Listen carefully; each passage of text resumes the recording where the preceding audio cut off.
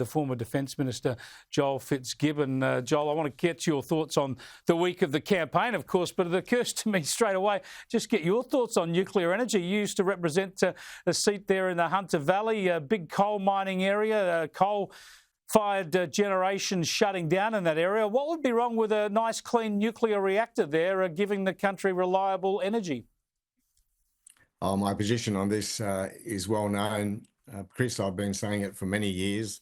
What we should simply do is lift the prohibition, which was a mistake, and let the market decide. I mean, if nuclear is too expensive, the market won't invest. We should wait and see. Yeah, exactly.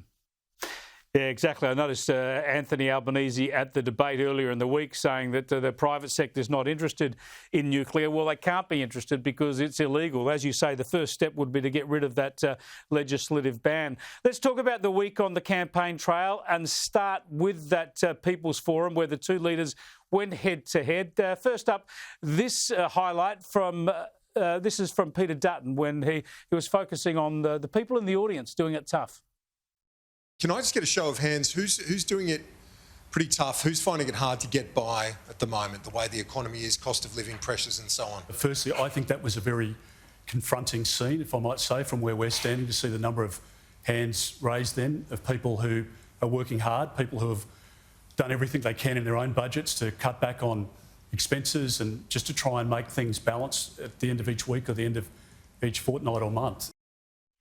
Well, that's the right issue for the opposition leader to focus on, Joel Fitzgibbon. How did you think the two leaders handled the debate and who do you think got most out of it? It absolutely is the right issue for Peter Dutton because cost of living being an issue works against the incumbents, and he really needs, if he's to improve his position, to get the debate back on cost of living. That's what he was obviously trying to do. Look, I thought they both acquitted themselves very, very well. Peter Dutton in particular needed a good night, not because I think these debates turned the political dial much, but because I think he needed a boost of confidence. And you can see throughout the balance of the week that it did exactly that for him. But he started the week terribly. The capitulation on those two policies was one of the most damaging things I've seen during an election campaign, and I've been watching them even longer than you have. And he needed something to recover from that. And he's continued on this week pretty strong after that debate, but he'll need a lot more to further close that gap.